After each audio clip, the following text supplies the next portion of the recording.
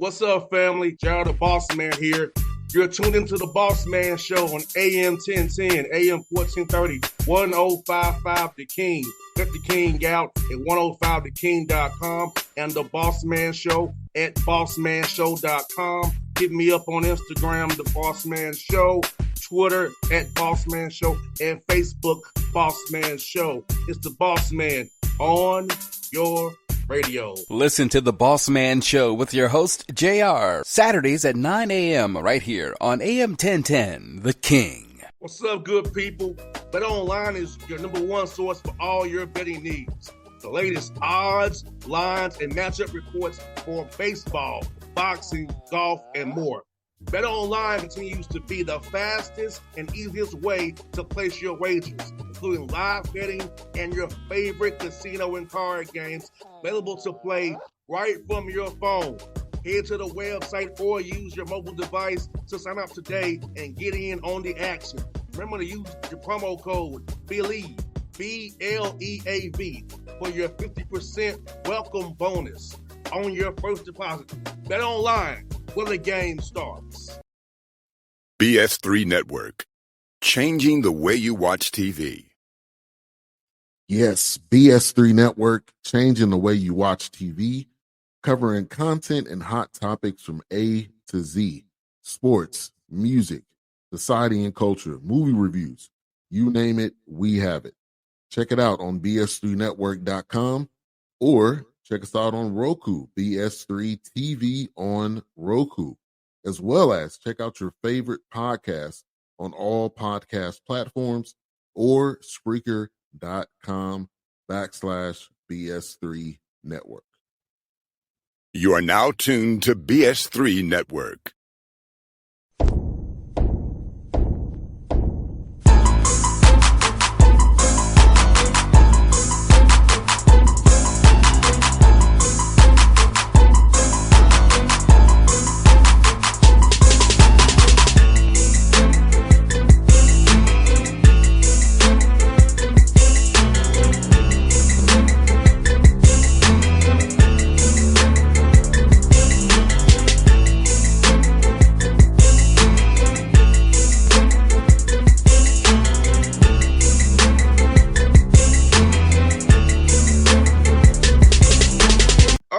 Back on the Bossman Show, going to the Mount St. Mary's to talk to Donny Lynn, coach of the Mount St. Mary's Mountaineers, up there at the Mount now, doing his thing as the head coach. Coach Lynn, good to talk to you, man. Good to see you again after I saw off here. I saw you when you played as a Radford, man. So good to see you again, man.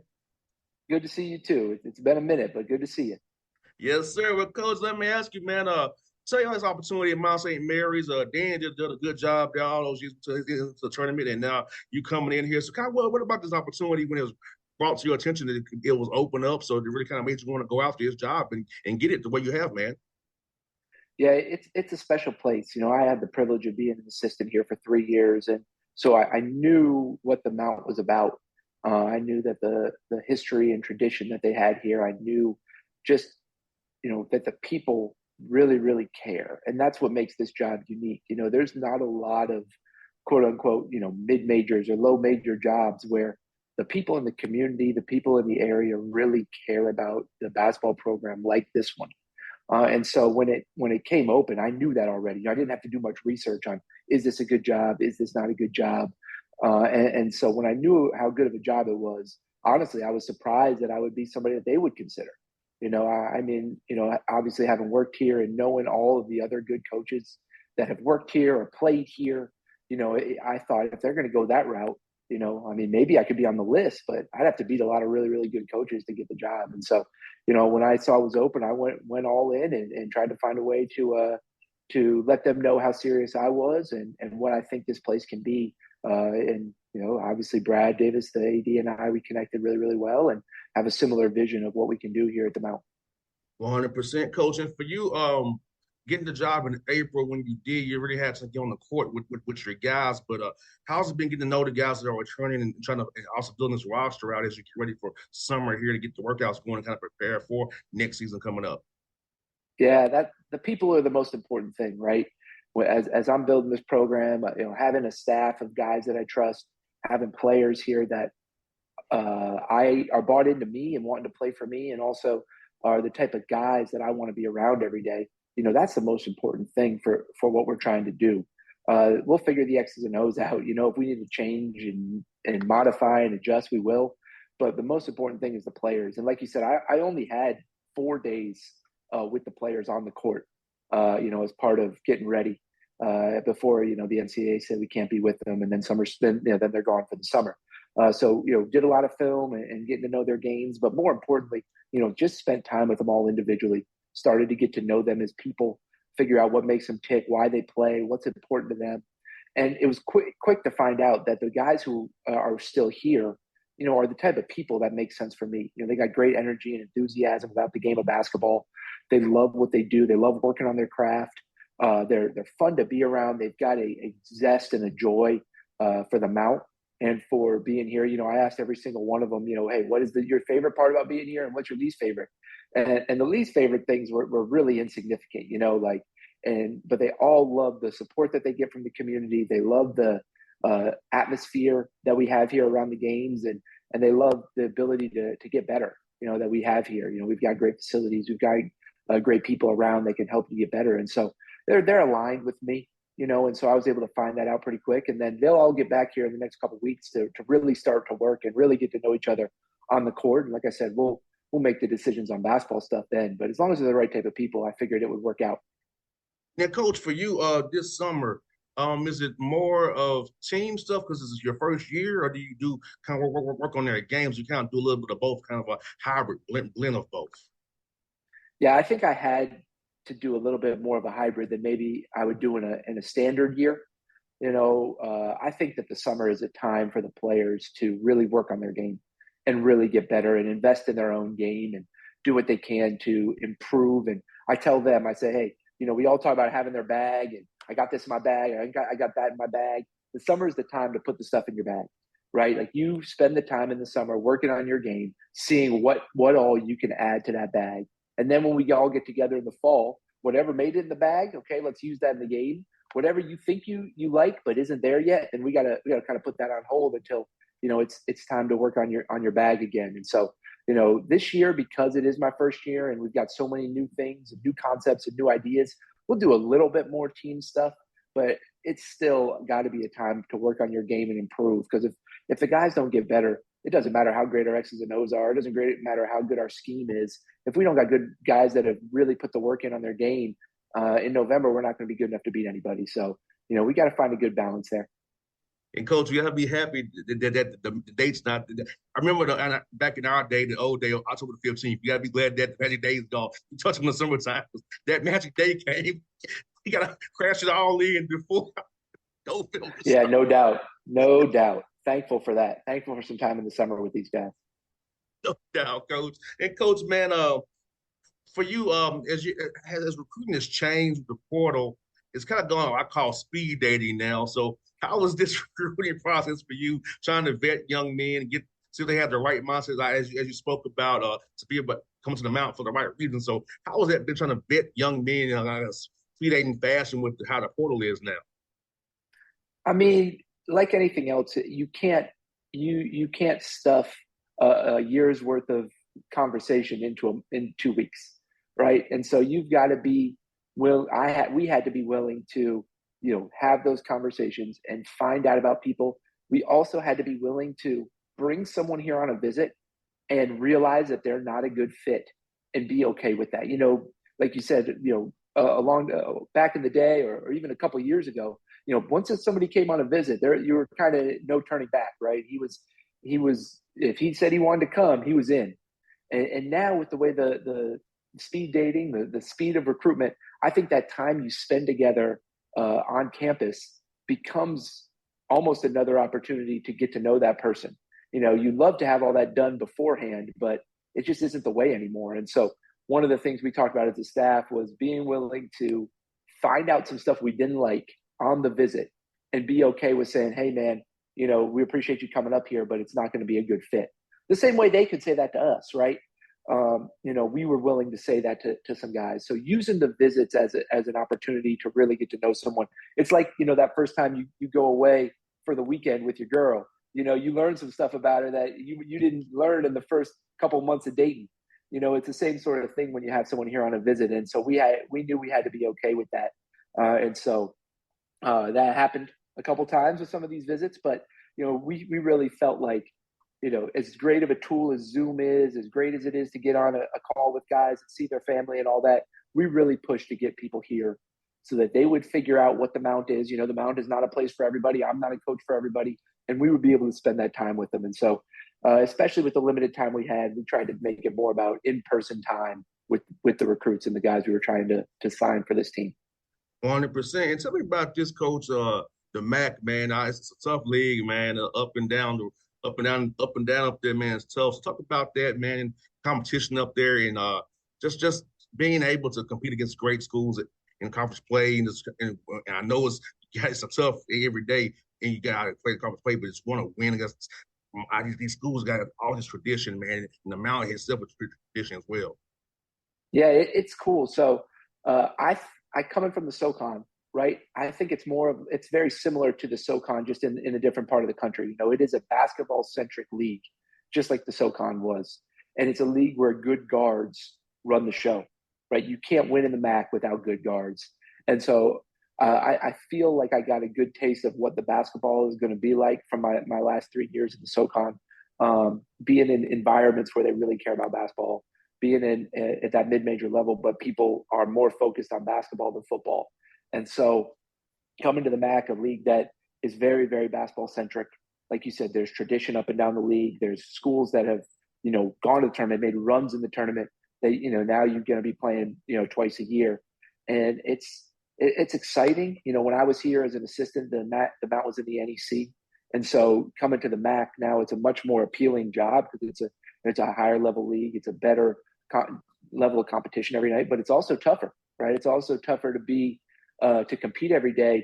You got to have more resources. You got to be willing to spend. You got to be willing to do the things that it takes to be really, really good at this level. And it's cool because I came here at a time with a new president and a new AD that are both committed to men's basketball being really, really good. And so it's a fun time to be at the Mount. It's a fun time to be in the MAC as it's growing and expanding. And we just had MAC conference meetings, and all of us coaches went arm in arm and argued about stuff and tried to pave a way forward that we can be competitive as a league and going forward. So it's an exciting league to be in. I'm excited to go through it and see where we fall, and hopefully put a team out there that competes every night. And Coach, I know what in your meetings, but one thing I would always push for if I was a coach like yourself is 2-day prep. So I would say let's play Wednesday, Saturday. So you get 2-day prep. Trying to do it on 1-day prep near that travel can be difficult. We don't make excuses, but it's just the truth. It could be difficult sometimes on a 1-day prep with travel. Oh yeah, no doubt. We got a lot of Friday, Sundays in the MAC, and I was in the MAC as a student when I was in school, and so I remember those trips when you'd play on Friday night, and then you'd have to go drive 2 or 3 hours, and then go play again on Sunday, and that day of practice on that 1-day prep is really light, and it's a lot of mental stuff, and then it's the team that's more ready to go out and play there on Sunday is usually the team that can get it done. It's not as much about game planning and execution as it is about recovering and mentally being ready to go when that ball jumps up mid-afternoon on a Sunday. No doubt, coaches. And man, for you, non-conference scheduling, that's one of the big things that you do besides recruiting, man. So how is scheduling games been? I know it's one of the hardest things you coaches do. So with you being a first-year head coach, I'm pretty sure your phone may have rung off the hook more than usual. The guys want to get a game from you. Yeah, everybody thinks we're going to stink. So it was easy to schedule this year. Everybody thinks they could get a piece of us. So we had a philosophy. Certainly we need to play some guarantee games here.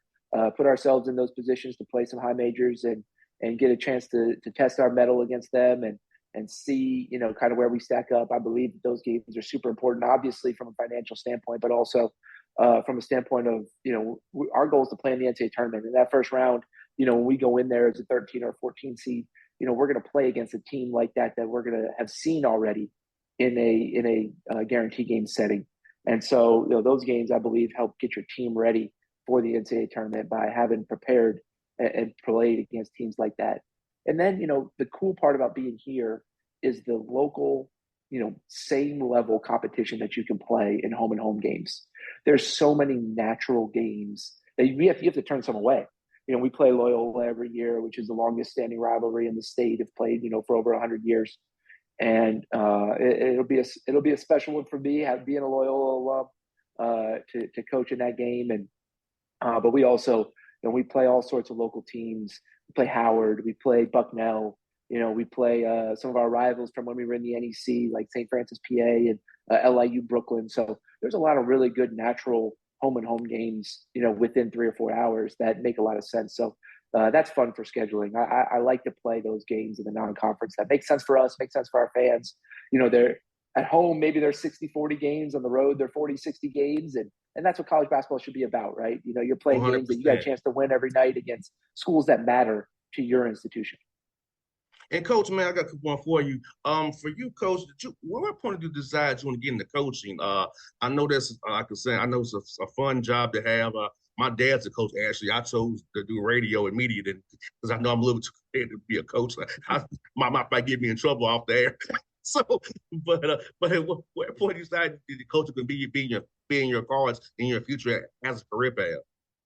Yeah, so I couldn't play anymore during college. I found out that I really wasn't good enough, and then I had an injury, and it wasn't going to be in the cards for me anymore. And so the staff at Loyola asked if I wanted to hang around and be a manager, and I was a student manager for 3 years in college, and at first I hated it. I thought I could still play. I compared myself to the guys who were on the team, and sometime during my junior year of college, I realized that the coaches there at Loyola at the time were helping me grow up.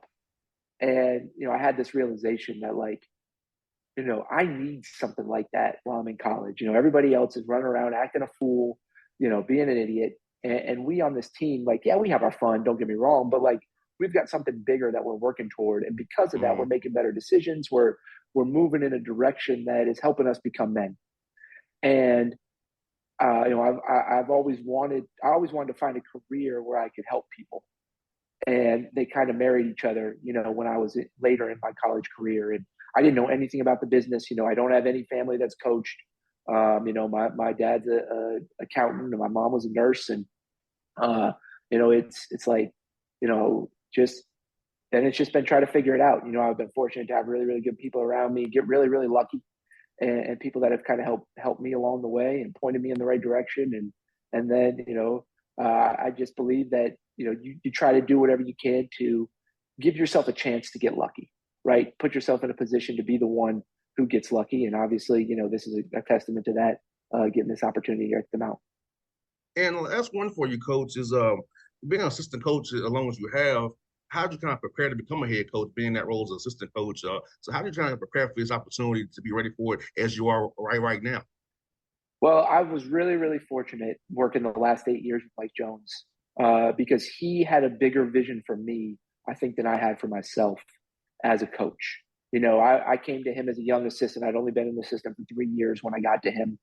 And he immediately talked to me about, becoming a head coach and what it would be like to be a head coach. And I think you're going to be a great head coach, and just speaking that into my life.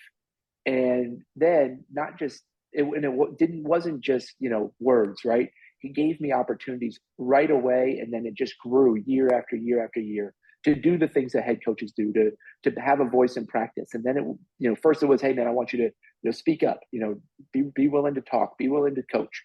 And then it was, hey man, I want you to coach this part of our team and really get into it. And then it was like, hey, I want you to run this segment of practice, right? And then it just grew and grew and grew. And then he asked me to, hey, can you go speak to these donors? I got an event going on. I can't be in both places. Why don't you do that for me? And then it was, hey, take on scheduling, do that for us and manage the budget. And he just kept giving me more and more opportunities to think like the head coach, to have those things on my plate. And now being in the head coaching chair, I understand he needed to get that stuff off of his plate because there's so many things that you have to do every day. And when you have a staff that you trust and you can give them those responsibilities, now not only does it clear your plate to focus on what's most important, but it also gives the guys on your staff things that help prepare them for the job. So he did an unbelievable job, taking a young coach and helping him develop him to be ready for this position. I'm still overwhelmed and humbled by the fact that I get to sit in this chair and do this job, but it's exciting. And I feel like most days I think I'm ready and I'm running and, we're figuring it out. And then there's days that it's a little overwhelming, but like you said, we put the time in every day and we got good people around us that help. And, you get an opportunity like this, you just got to run with it and take it and, trust that your training got you ready to go. No doubt. Well, Coach, man, I thank you for your time today. Hope to see you during the live period. I'll be at Lake Point. I'll be at these events around Atlanta and Georgia doing the live period. So hope to see you there during that time. And before having you on the show again in the future, Coach, it was really fun to talk to you. And if you ever need anything from me, Coach, I'm here for you. You're a friend of Mike Jones, a friend of mine. So I'm in your corner, Coach. Sounds good, man. Hey, I appreciate you having me on. Good to talk to you again. And certainly we'll catch up when we get down to Atlanta and get a chance to. Sounds good, Coach. It was fun, man. Hey, have a good one. BS3 Network, changing the way you watch TV. Yes, BS3 Network, changing the way you watch TV, covering content and hot topics from A to Z, sports, music, society and culture, movie reviews, you name it, we have it. Check it out on bs3network.com or check us out on Roku, BS3 TV on Roku, as well as check out your favorite podcast on all podcast platforms or Spreaker.com/BS3 Network. You are now tuned to BS3 Network. What's up, good people? Bet Online is your number one source for all your betting needs. The latest odds, lines, and matchup reports for baseball, boxing, golf, and more. Bet Online continues to be the fastest and easiest way to place your wagers, including live betting and your favorite casino and card games available to play right from your phone. Head to the website or use your mobile device to sign up today and get in on the action. Remember to use your promo code BELIEVE, BLEAV, for your 50% welcome bonus on your first deposit. Bet Online, where the game starts. What's up, family? Jared the Bossman here. You're tuned into the Bossman Show on AM 1010, AM 1430, 1055 The King. Let the King out at 105theking.com and the Bossman Show at bossmanshow.com. Hit me up on Instagram, The Bossman Show, Twitter at Bossman Show, and Facebook, Bossman Show. It's the Bossman on your radio. Listen to the Bossman Show with your host, JR, Saturdays at 9 a.m. right here on AM 1010, The King.